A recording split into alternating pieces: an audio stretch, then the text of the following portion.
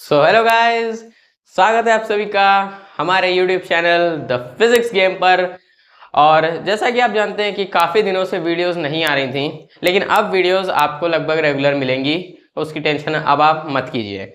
तो चलिए, आज हम लोग का alcohols, phenols and ethers chapter का आज लास्ट पार्ट होने वाला है, यानी कि पार्ट नंबर 3, जिसमें यहाँ पे मैं कुछ इंपॉर्टेंट MCQs कराऊंगा। आप इस वीडियो को ज़रूर से लाइक कीजिए, शेयर कीजिए, और शेयर करने के बाद अपने उन दोस्तों की मदद कीजिए जो इस समय जिनको इनकी नीड है या जो अभी तक जागरूक नहीं हुए हैं अपने एग्जाम्स को लेकर। तो आइए चलिए शुरू करते हैं। हमारे इस वीडियो के पहले क्वेश्चन की तरफ हम चलते हैं। तो पहला क्वेश्चन क्या कह रहा है? असर्शन रीजन का क्वेश्चन है हमारे सामने। Ethers are not obtained during the dehydration of secondary and tertiary alcohols. Assertion कह रहा है कि ईथर्स जो है they are not obtained during the dehydration of secondary and tertiary alcohols, यानी कि जब भी हम लोग 2 डिग्री अल्कोहल हो चाहे 3 डिग्री अल्कोहल हो, इसके साथ हम लोग कभी भी ईथर्स को ऑब्टेन नहीं कर सकते अगर हम इनको डिहाइड्रेट करते हैं, यानी इन दोनों में से अगर हम वाटर को निकाल देते हैं। ये स्टेटमेंट जो आपकी कही है वो बिल्कुल सही स्टेटमेंट है, ऐसा ही होता है। और इसका जो मेन रीजन होता है वो ये होता है कि इस केस में एल्कीन्स का फॉर्मेशन हो जाता है। जब यहां पे डिहाइड्रेशन होता है तो ईथर्स का फॉर्मेशन नहीं होता है, यहां एल्कीन्स ही फॉर्म हो जाते हैं, जिसकी वजह से क्या होता है, एलिमिनेशन जो रहता है वो सब्स्टिट्यूशन को हरा देता है और ईथर्स का फॉर्मेशन नहीं हो पाता है और एल्कीन्स जीत जाता है। और जब भी एलिमिनेशन होता है एल्कीन्स ही फॉर्म होते हैं, इसलिए ये स्टेटमेंट तो आपकी बिल्कुल सही है। अब रीजन देख लेते हैं, रीजन क्या कह रहा है। In secondary and tertiary alcohols elimination competes over substitution during dehydration.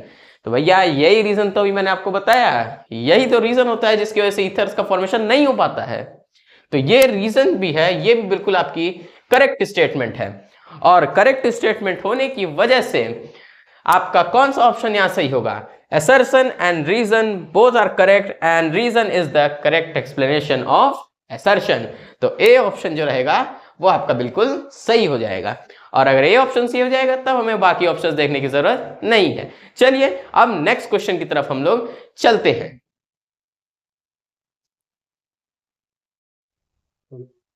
तो चलिए अब हम पहुंच चुके हैं क्वेश्चन नंबर 2 की तरफ। क्वेश्चन नंबर 2 क्या कह रहा है? In alcohols, the boiling point decreases with decrease in branching of carbon chain। यानी कि assertion हमारा कह रहा है कि कार्बन एटम्स में जब ब्रांचिंग में डिक्रीज हो रहा है तो बॉइलिंग पॉइंट जो है वो भी घट रहा है। क्या ऐसा होता है? बिल्कुल नहीं।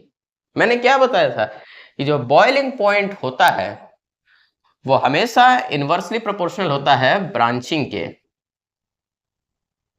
यानी कि जितना ज्यादा ब्रांचिंग करेंगे बॉइलिंग पॉइंट उतना कम होता जाएगा। यानी कि अगर ये बढ़ाएगा ब्रांचिंग तो बॉइलिंग पॉइंट आपका कम होगा, क्योंकि सरफेस एरिया में यहां पर डिक्रीज देखने को मिलेगा। और अगर सरफेस एरिया में डिक्रीज होगा तो wonder walls force of attraction भी डिक्रीज होंगे, जिसकी वजह से बॉइलिंग पॉइंट भी आपका कम हो जाएगा अगर ब्रांचिंग आती है। और अगर ब्रांचिंग में डिक्रीज होता है तब बॉइलिंग पॉइंट आपका बढ़ेगा, सरफेस एरिया आपका ज्यादा होगा क्योंकि कार्बन के चेन ज्यादा लंबे होंगे और wonder walls force of attraction भी वहां पे बढ़ जाएगा। इसलिए यहां जो स्टेटमेंट लिखी है कि अल्कोहल में बॉइलिंग पॉइंट को अगर कम करेंगे तो ब्रांचिंग में डिक्रीज करने की वजह से ऐसा हो रहा है, जबकि ऐसा नहीं होता है। अगर ये यहां पे इंक्रीज लिखा होता तब ये स्टेटमेंट आपकी सही हो जाती, लेकिन क्योंकि नहीं लिखा है तो ये स्टेटमेंट तो आपकी गलत हो गई, यानी कि असर्शन तो आपका गलत ही है।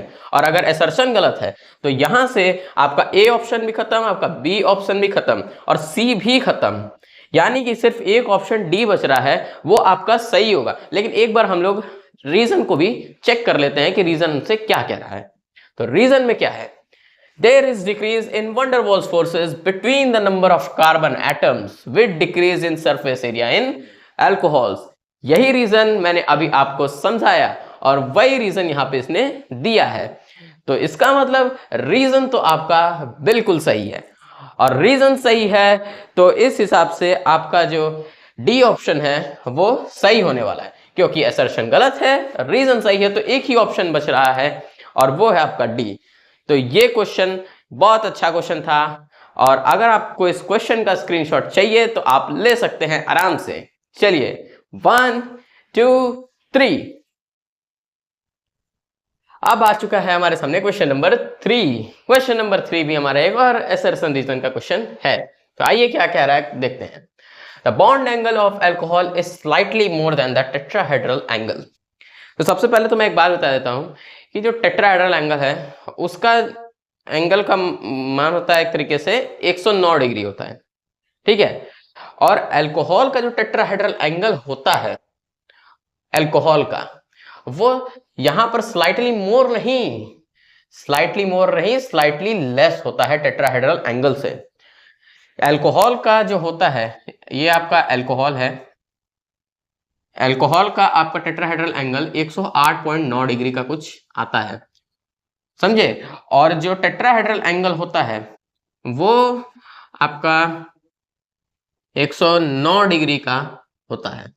तो 108.9 तो छोटा है इससे, तो ये जो है इसका ये स्लाइटली लेस देन होगा। और क्वेश्चन में क्या लिखा है कि ये स्लाइटली मोर देन, तो इस हिसाब से आपका असर्शन तो गलत हो गया।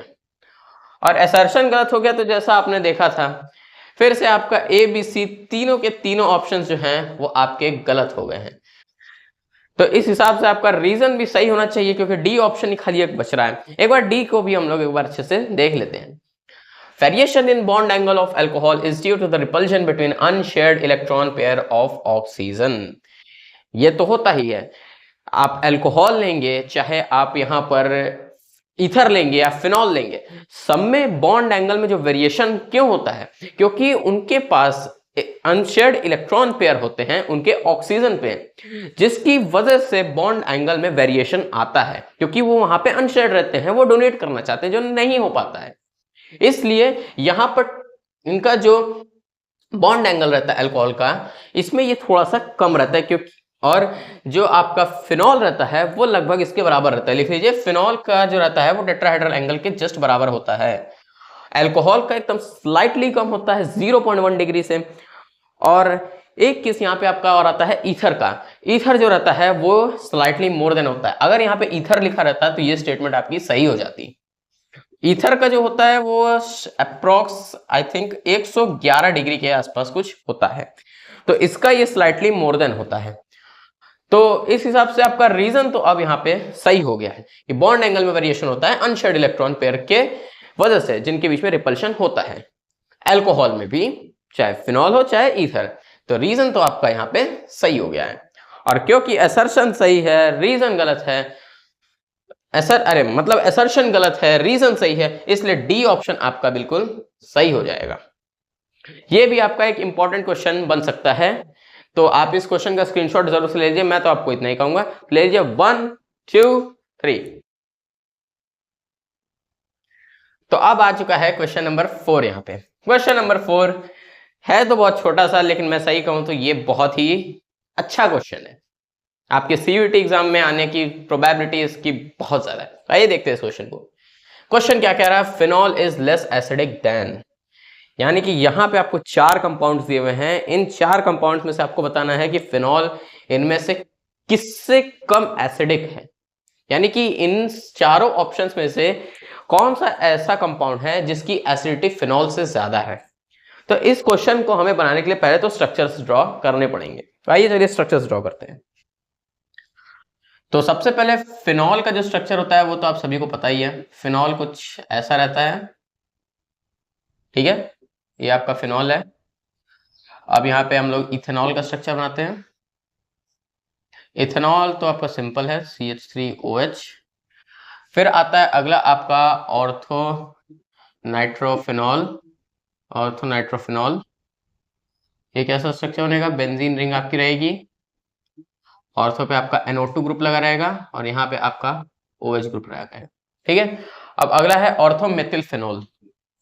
Ortho methyl phenol ortho methyl phenol का स्ट्रक्चर जो है वो आपका कुछ इस तरीके रहेगा, आपका CH3 ग्रुप रहेगा, आपका OH ग्रुप रहेगा। आखिरी ऑप्शन है आपका ऑर्थोमिथॉक्सीफिनॉल। ऑर्थोमिथॉक्सीफिनॉल स्ट्रक्चर कुछ ऐसा होगा आपका, देख लीजिए, OCH3 और यहाँ आपका OH ग्रुप।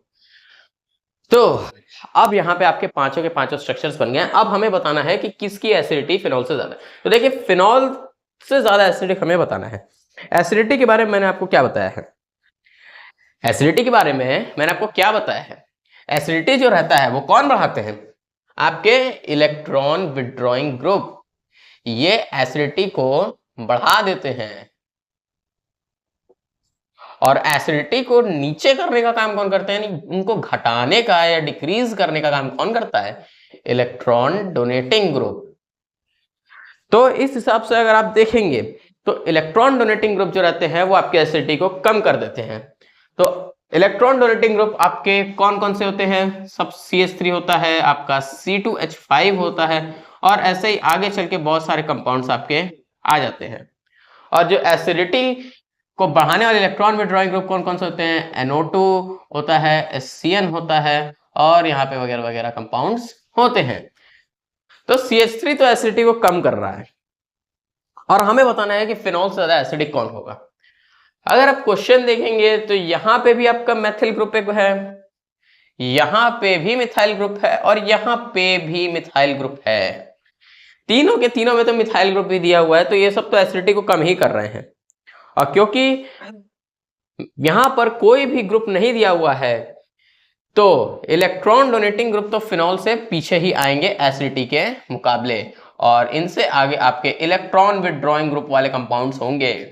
तो इन सब में जब इलेक्ट्रॉन डोनेटिंग ग्रुप ही दिया हुआ है, तो ये तो एसिडिटी को कम कर रहे हैं। और अगर एसिडिटी कम हो रही है तो फिनॉल से ये सारे के सारे, यानी कि A, C और D, ये तीनों आपके लेस एसिडिक होंगे फिनॉल से। सिर्फ एक ऑप्शन यहां पर ऐसा है जिसकी एसिडिटी बढ़ रही है, और वो फिनॉल से भी ज्यादा है, और वो कौन सा है आपका? ये ऑर्थोनाइट्रोफिनॉल, यानी कि B ऑप्शन। ऐसा क्यों? क्योंकि यहां पे दिया हुआ है NO2 ग्रुप, और ये एसिडिटी को बढ़ा देगा, इलेक्ट्रॉन पेयर्स को ये आने देगा, तो एसिडिटी यहां पे बढ़ेगी, और एसिडिटी बढ़ेगी तो फिनॉल से ज्यादा इसकी एसिडिटी होगी। तो इस हिसाब से आपका जो B ऑप्शन है वो बिल्कुल सही है। ये क्वेश्चन बहुत अच्छा क्वेश्चन है, और इसको समझने की जरूरत हर किसी को है। तो इस क्वेश्चन का भी अगर आपको स्क्रीनशॉट चाहिए तो आप ले सकते हैं, और हम चलते हैं अब अपने नेक्स्ट क्वेश्चन नंबर 5 की तरफ। अब आ चुका है क्वेश्चन नंबर 5। क्वेश्चन नंबर 5 क्या पूछ रहा है, आइए देखते हैं। आईयूपैक नेम ऑफ मेटाक्रेसोल इज, यानी कि ये जो मेटाक्रेसोल है आपका, हमें इसका आईयूपैक नेम बताना है। अब पहले तो हम मेटाक्रेसोल का एक बार स्ट्रक्चर बना के देख लेते हैं कैसा बनता है।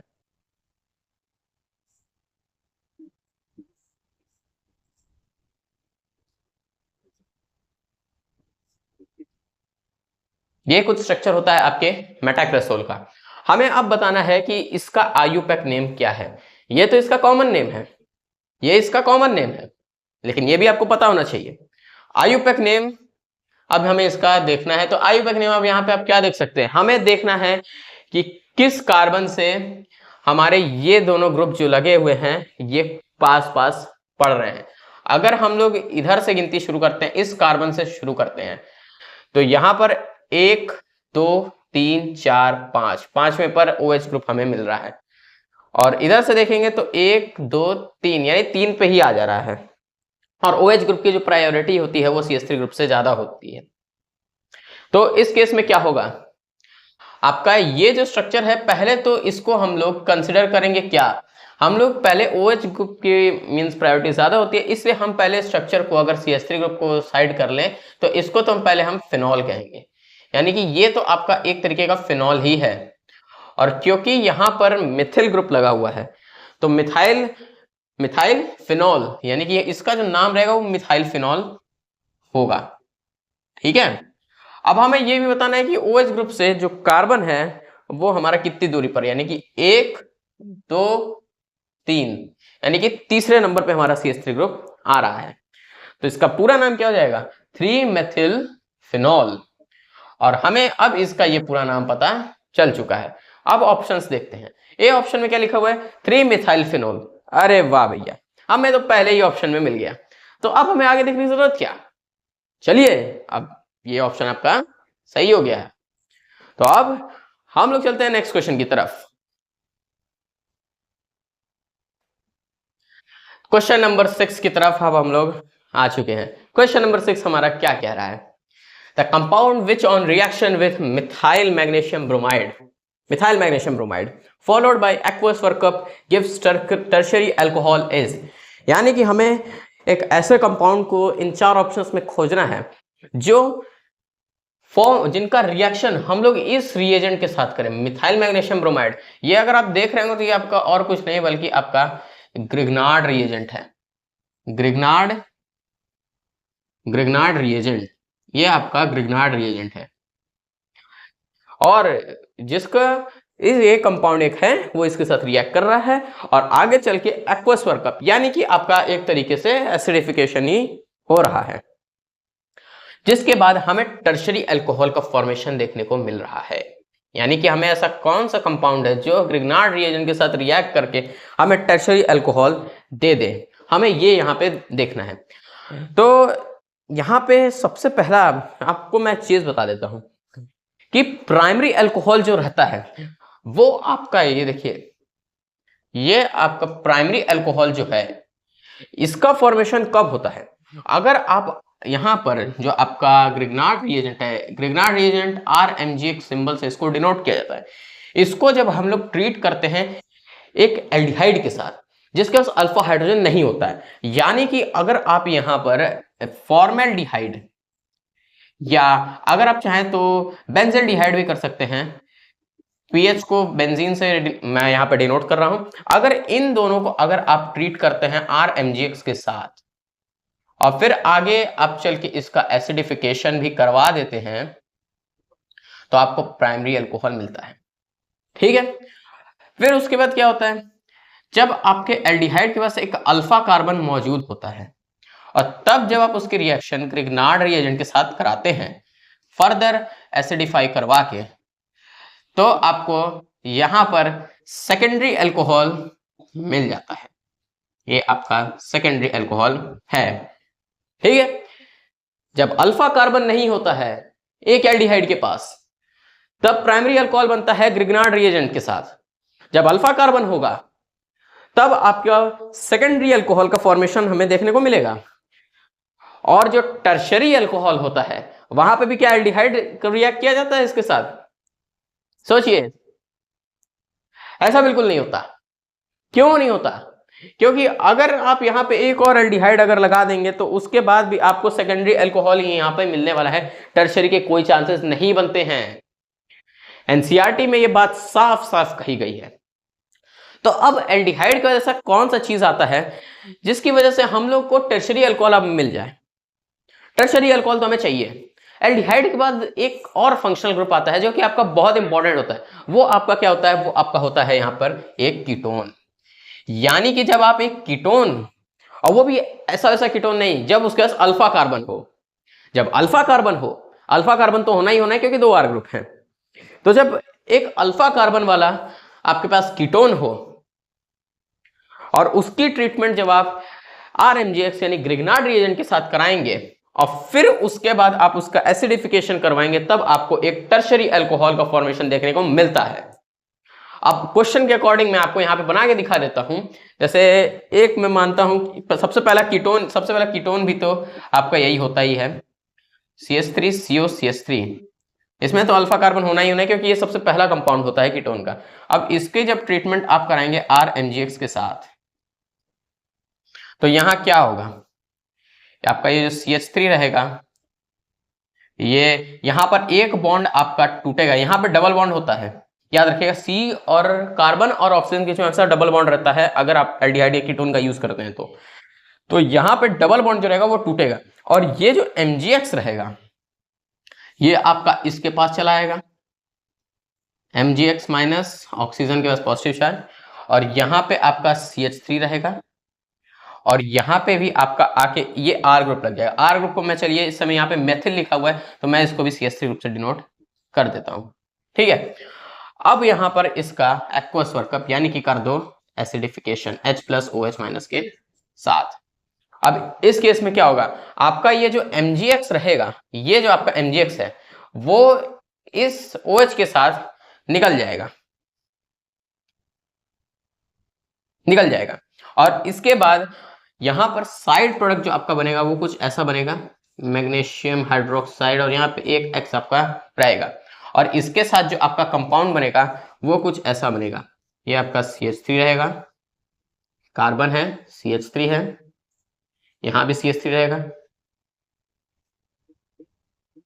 और सिर्फ एक चीज आपका यहां पे बच रहा है वो है ये आपका H+। क्या करेगा, वो इसके साथ ऑक्सीजन के साथ जाके जुड़ जाएगा और अगर वो इसके साथ जुड़ेगा तो ये आपको यहां पर OH ग्रुप मिल जाएगा और OH ग्रुप आने की वजह से आपका ये जो स्ट्रक्चर है, अगर आप ध्यान से देखेंगे तो इस कार्बन से 1 मेथिल, 2 मेथिल और 3 मेथिल, यानी कि 3 R ग्रुप आपके जुड़े हुए हैं इस एक पर्टिकुलर कार्बन के साथ। और जब ऐसा केस आता है और OH ग्रुप भी लगा हो तब तो उसे हम टर्शरी अल्कोहल कहते हैं। तो ये जो स्ट्रक्चर आपका यहाँ पे बना है, ये स्ट्रक्चर आपका टर्शरी अल्कोहल का है, ये आपका एक टर्शरी अल्कोहल है, ये आपका एक टर्शरी अल्कोहल है। तो इतना तो आपने समझ लिया कि कीटोन की वजह से ही आपका टर्शरी अल्कोहल फॉर्म होने वाला है। अब अगर आप ऑप्शंस को देखेंगे तो यहां पर अगर ए ऑप्शन में देखें तो आपका एक कीटोन दिया हुआ एसीटोन, बी ऑप्शन में एसिटल्डिहाइड, ना एसिटल्डिहाइड तो आपका होना नहीं है, एसिटल्डिहाइड आपका नहीं होता क्योंकि ये भी आपका एक एल्डिहाइड और एल्डिहाइड से आपको सिर्फ सेकेंडरी अल्कोहल का फॉर्मेशन मिलता है RMgX के साथ। फॉर्मल्डिहाइड, अरे भैया ये तो प्राइमरी अल्कोहल बनाया क्योंकि इसके पास तो पहली बात तो अल्फा कार्बन ही नहीं है, इसका स्ट्रक्चर ये है HCHO। बेंजल्डिहाइड, बेंजल्डिहाइड भी आपका नहीं होने वाला है, ये जो है ये आपका बेंजीन रिंग के पास लगा हुआ यहाँ CHO है, ठीक है। तो अब भैया ये सब तो जब एल्डिहाइड हो गए तो एल्डिहाइड तो बनाता नहीं है, तो एक ही ऑप्शन आपका बच रहा है वो है कीटोन, और कीटोन से ही आपको जब मिलता है तो एसीटोन आपका यहाँ पे सही हो जाएगा। तो ये क्वेश्चन जो है ये आपका एक बहुत अच्छे लेवल का क्वेश्चन है, इसमें आपके बहुत सारी चीजें यहाँ पे कवर अप हो रही हैं, बुद्धि खुली होगी इस क्वेश्चन को करने के बाद। कई लोग तो यहाँ पे ऐसे होंगे, तो इस क्वेश्चन को तो आप जरूर से रिपीट करके भी इसको देखिएगा और स्क्रीनशॉट चाहिए तो जरूर से इस क्वेश्चन का ले लीजिए क्योंकि ये क्वेश्चन बहुत अच्छा क्वेश्चन है। तो चलिए अब हम चलते हैं अपने नेक्स्ट क्वेश्चन की तरफ, इस क्वेश्चन का स्क्रीनशॉट आप जरूर ले लीजिए, मैं कह रहा हूं। क्वेश्चन नंबर 7, क्वेश्चन नंबर 7 क्या बताना चाह रहा है, क्या पूछ रहा है, मतलब प्रोडक्ट फॉर्म्ड व्हेन ब्यूट-2-in-1-ol रिएक्ट्स विद PCC इज, यानी कि यहां पर आपको बताना है कि कौन से प्रोडक्ट या कंपाउंड का फॉर्मेशन हो रहा है जब हम लोग इस कंपाउंड को ट्रीट कर रहे हैं किसके साथ, PCC के साथ। याद करिए मैंने आपको एक चीज बताया था कि PCC एक बहुत अच्छा रिएजेंट होता है किस चीज के लिए, जब हम एक अल्कोहल को डायरेक्टली एल्डिहाइड में कन्वर्ट करना चाहते हैं, और ऐसा अल्कोहल नहीं, सिर्फ 1 डिग्री अल्कोहल, यानी कि 1 डिग्री अल्कोहल जो आपका रहेगा, अगर आपने इस पर PCC डाल दिया यानी पाइरिडीनियम क्लोरोक्रोमेट, तो आपका फॉर्मेशन यहां पर एक एल्डिहाइड का हो जाता है। अब यहां पर देख सकते हो तो ये भी आपका एक अल्कोहल ही दिया हुआ है, इसका स्ट्रक्चर ड्रॉ करके हम एक बार देख लेते हैं पहले कैसा दिख रहा है। ये आपकी 4 कार्बन की चेन, 2 पे यहाँ पे इन हो जाएगा और 1 पे आपका ओल हो जाएगा, ठीक है। तो यहाँ पे मैंने स्ट्रक्चर बना दिया है, 4 कार्बन की चेन, 2 पे आपके डबल बॉन्ड यानी इन और पहले कार्बन पे OH यानी ओल, तो ब्यूट-2-in-1-ol। अब अगर हमने इस पे यहाँ पर PCC डाल दिया तो क्या होगा, PCC क्या करता है, ये सिर्फ और सिर्फ अल्कोहल से इसको मतलब होता है, ये किसी चीज से मतलब नहीं रखता है, इसको सिर्फ और सिर्फ मतलब अल्कोहल से होता है। तो PCC क्या करेगा, वो इस डबल बॉन्ड को नहीं छुएगा, अब ये जैसे है ये तो ऐसे ही रहेगा, इसको तो कुछ नहीं होना, ये तो जैसे का तैसे ही रहेगा, इसको कुछ नहीं करेगा, ये इसके पास नहीं जाएगा। लेकिन ये जो यहां पर आपको दिख रहा है OH ग्रुप, इसके पास ये जरूर जाएगा और इसका क्या करेगा, इस अल्कोहल को एक एल्डिहाइड में कन्वर्ट कर देगा। तो आपका जो स्ट्रक्चर बनकर आएगा वो कुछ ऐसा बनेगा, आपका ये जो स्ट्रक्चर होगा ये यहाँ पर आपको कुछ ऐसा बना के देगा, यानी कि आपको यहाँ पे क्या बन गया है स्ट्रक्चर। आपका स्ट्रक्चर यहाँ पे बन गया है 4 कार्बन की चेन और अल है यानी कि एल्डिहाइड है और 2 पे इन है। तो आपका ये क्या स्ट्रक्चर बन गया, ये आपका बन गया ब्यूट टू इनल, यानी कि ब्यूट टू इनल। और पहला ऑप्शन में दिया हुआ है ब्यूटेनोइक एसिड नहीं हो सकता क्योंकि कार्बोक्सिलिक एसिड है। इसमें भी यहाँ भी इनोइक एसिड यानी कि कार्बोक्सिलिक तो नहीं होगा, और यहाँ पे भी कार्बोक्सिलिक है, यानी कि तीनों ऑप्शन देखें सिर्फ कार्बोक्सिलिक ही दिया हुआ है, और कार्बोक्सिलिक से पीसीसी से तो नहीं बनता है। तो ये तीनों ऑप्शन तो ऑटोमेटिकली ही गलत हो गए हैं। और अगर ये तीनों गलत हो गए हैं तो यहाँ पे सिर्फ आपका सी ऑप्शन है जो एल्डिहाइड बता रहा है, तो ये आपका बिल्कुल सही हो जाएगा क्योंकि इसका नाम भी ब्यूट टू इनल ही इस कंपाउंड का है और वहां पे लिखा भी हुआ है। ठीक है, तो आपका यहाँ पर सी ऑप्शन बिल्कुल सही होगा।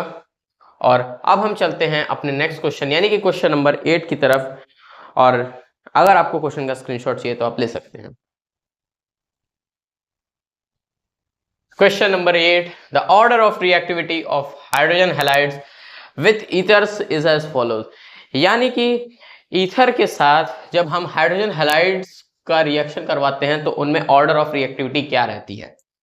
ऑर्डर ऑफ रिएक्टिविटी जो यहाँ पे रहती है वो भी अगर आप कहें एक तरीके से तो साइज को ही प्रेफर करती है।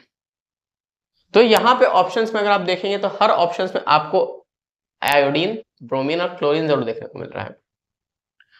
तो जो साइज रहती है वो सबसे ज्यादा किसकी होती है, आयोडीन की सबसे बड़ी, फिर आपका ब्रोमीन आता है, फिर आपका क्लोरीन आता है, फिर आपका फ्लोरीन आता है। यानी फ्लोरीन जो रहता है वो तो सबसे छोटा होता है साइज में, तो आयोडीन की साइज तो सबसे बड़ी होती है। और अगर आयोडीन की साइज सबसे बड़ी है तो इसकी ऑर्डर ऑफ रिएक्टिविटी भी सबसे ज्यादा होगी हर केस में। अगर आप ईथर्स के साथ बात कर रहे हैं तो यहाँ पे हमें हाइड्रोजन हैलाइड्स बताना है, यानी कि यहाँ पे बस एक हाइड्रोजन लग जा रहा है, तो HI आ जाएगा, यहाँ पे आपका HBr आ जाएगा, ये HCl और HF। तो जो ईथर्स के केस में ऑर्डर ऑफ रिएक्टिविटी चलता है वो HF के साथ तो नहीं होता क्योंकि HF का साइज बहुत ज्यादा छोटा हो जाता है, तो इसका नेग्लिजिबल माना जाता है, इसको नहीं लिया जाता है। कंसिडर जो किया जाता है वो इन्हीं तीनों को मैक्सिममली किया जाता है, HI, HBr और HCl को। तो HI का सबसे ज्यादा होगा, उसके बाद आपका HBr का होगा, फिर आपका HCl का होगा। तो अब ऑप्शंस देख लीजिए, पहले में क्या HBr, HI, HCl नहीं हो सकता। क्यों नहीं हो सकता, क्योंकि HBr की साइज जो रहती है वो HI से छोटी होती है, तो A नहीं होगा आपका। बी में क्या दिया हुआ है, HI, HBr, HCl, हाँ ये आपका सही होगा।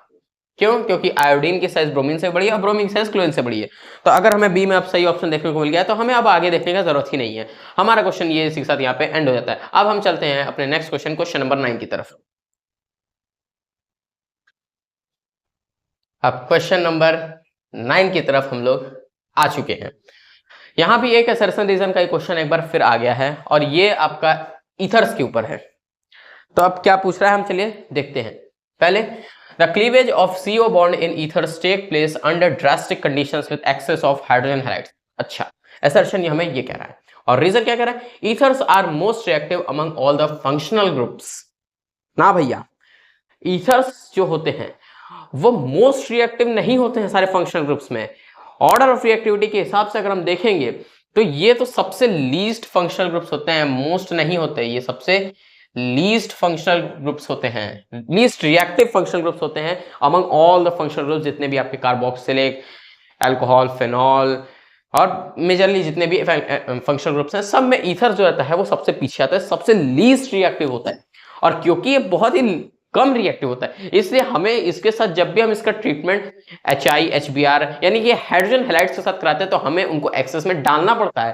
क्यों डालना पड़ता है, क्योंकि अगर हम उसको एक्सेस में नहीं डालेंगे तो रिएक्शन ही नहीं होगी, और जब रिएक्शन नहीं होगी तो हमारा मतलब क्या रहेगा, कंपाउंड को फॉर्म करने का। रिएक्शन नहीं होगी तो फिर कंपाउंड ही नहीं बनेगा। तो इसलिए हमें जो यहाँ पर हाइड्रोजन हैलाइड्स यूज करते हैं वो हमें हमेशा एक्सेस में रखने पड़ते हैं। इसलिए जो आपकी ये पहली स्टेटमेंट कह रही है कि CO बॉन्ड का क्लीवेज ईथर्स में, यानी कि जब ईथर्स में CO बॉन्ड को तोड़ा जाता है, क्योंकि दो बल्कि ग्रुप्स होते हैं, जब हम लोग एक ग्रुप को तोड़ना चाहते हैं तो हाइड्रोजन हैलाइड्स के साथ तो हमें हमेशा उसको एक्सेस में रखना पड़ता है और कुछ अच्छे कंडीशंस यानी ड्रास्टिक कंडीशंस को भी हमें कुछ फॉलो करना पड़ता है जो वहां पे जरूरी होता है। इसलिए ये जो आपका असर्शन है ये तो आपका बिल्कुल सही है, लेकिन रीजन आपका बिल्कुल गलत हो गया है क्योंकि सिर्फ एक वर्ड यहाँ पे दे दिया है मोस्ट। अगर लीस्ट होता तो ये दोनों आपका सही होता और ए ऑप्शन आपका सही होता क्योंकि ये करेक्ट एक्सप्लेनेशन भी इसका है, लेकिन क्योंकि ये नहीं है तो रीजन तो आपका पहले ही गलत है और रीजन गलत आपका सिर्फ सी ऑप्शन में है। तो अगर सी ऑप्शन में अगर आपका सिर्फ दिया हुआ है कि रीजन गलत है तो सी आपका बिल्कुल सही हो जाएगा। Assertion is correct but reason is incorrect. तो चलिए अब चलते हैं हम अपने नेक्स्ट क्वेश्चन की तरफ। तो गाइज अब हम पहुंच चुके हैं हम अपने इस वीडियो के लास्ट क्वेश्चन की तरफ और अब हम देखते हैं लास्ट क्वेश्चन हमसे क्या कह रहा है। तो लास्ट क्वेश्चन में क्या दिया हुआ है, denaturation of alcohol is the, यानी कि अल्कोहल का डीनेचुरेशन कैसे किया जाता है, मतलब ऐसे क्या अल्कोहल में डालें कि अल्कोहल डीनेचुरेट हो जाए। तो सबसे पहला चीज तो याद रख लीजिए, इसमें पिरिडीन तो डलता ही डलता है जो कि आपका एक फुल स्मेलिंग सॉलिड होता है, समझे। तो पिरिडीन जो होता है वो तो डलता ही है और इसके साथ आपका एक और मिक्सचर डलता है वो होता है कॉपर सल्फेट सोल्यूशन का। जब कॉपर सल्फेट सोल्यूशन और पिरिडीन दोनों को जब आप अल्कोहल में मिक्स कर देते हैं तो अल्कोहल डीनेचुरेट हो जाता है, समझे। और तब अब हम ऑप्शंस को यहाँ पे देखते हैं और बस इसका इतना सही कंसेप्ट है, ज्यादा कंसेप्ट अभी इसका डिटेल में नहीं है। तो पहला देखते हैं क्या लिखा है, mixing of copper sulphate a full smelling solid and pyridine to give the color to make the commercial alcohol unfit for drinking। मतलब ये ऑप्शन आपका सही तो है कि कॉपर सल्फेट और पिरिडीन तो दोनों होगा, लेकिन एक गड़बड़ इस ऑप्शन में क्या दे दिया है कि आपका जो कॉपर सल्फेट है वो पहली बात तो आपका सॉलिड तो होना ही नहीं है क्योंकि हम तो सोल्यूशन बना रहे हैं, तो ये तो आपका सॉलिड है ही नहीं, ये सॉलिड तो आपका नहीं होगा, ये तो आपका एक लिक्विड होगा। और पिरिडीन कलर देने के लिए पिरिडीन का यूज थोड़ी ना करते हैं, कलर देने के लिए तो हम लोग कॉपर सल्फेट का यूज करते हैं जो कि उधर लिखा हुआ है, ये आपका लिखा हुआ है। तो ये ऑप्शन आपका गलत हो गया, भले ही इसमें दोनों कंपाउंड सही बताया लेकिन ये आपका गलत हो गया कि इनके दोनों का जो बताया कि क्या काम करते हैं वो गलत बता दिया है, ठीक है। अब अगला देखते हैं, mixing of copper sulphate to give the colour, हाँ, and pyridine a foul smelling solid to make the commercial alcohol unfit for drinking, ये ऑप्शन आपका सही होगा। और इसका रीजन सबसे बड़ा क्या है कि पहली बात तो पिरिडीन मैंने आपको बताया था कि एक तरीके का सॉलिड होता है जो कि गंदा महकता है और वो यहाँ पे दिया हुआ है कि पिरिडीन जो है वो आपका एक फुल स्मेलिंग सॉलिड है। और दूसरा कॉपर सल्फेट आपका कलर देने के लिए यूज किया जाता है ताकि अल्कोहल डीनेचुरेट हो रहा है उसका पता तो चलना चाहिए कलर की वजह से, इसलिए कॉपर सल्फेट को कलर देने के लिए यहाँ पे यूज होता है। तो बी ऑप्शन आपका जो है वो बिल्कुल सही हो जाएगा। तो चलिए अब हम इस वीडियो को एंड करते हैं और आपको मजा आया होगा ये वीडियो देखने में। हमने अल्कोहल्स, फिनॉल्स एंड ईथर्स के 3 पार्ट में काफी अच्छे इंपॉर्टेंट एमसीक्यूज को कवर कर लिया है। अब हमारा जो नेक्स्ट लेक्चर आएगा वो आएगा आपके अगले और सबसे most important chapter of organic chemistry, वो है आपका aldehydes, ketones and carboxylic acids. तो अब अगर आपको इस वीडियो को देख के मजा आया, अच्छा लगा, कुछ सीखने को मिला तो प्लीज से इस वीडियो को लाइक जरूर कीजिए, कमेंट करिए, शेयर करिए, हमारे फिजिक्स गेम को सब्सक्राइब कीजिए ताकि और वीडियोस आपके लिए ऐसी आती रहें। तो अब हम इस वीडियो को एंड करते हैं। चलिए अब हम मिलते हैं अपने नेक्स्ट लेक्चर में जो कि होगा हमारा लेक्चर नंबर 6। तो चलिए तब तक के लिए बाय बाय।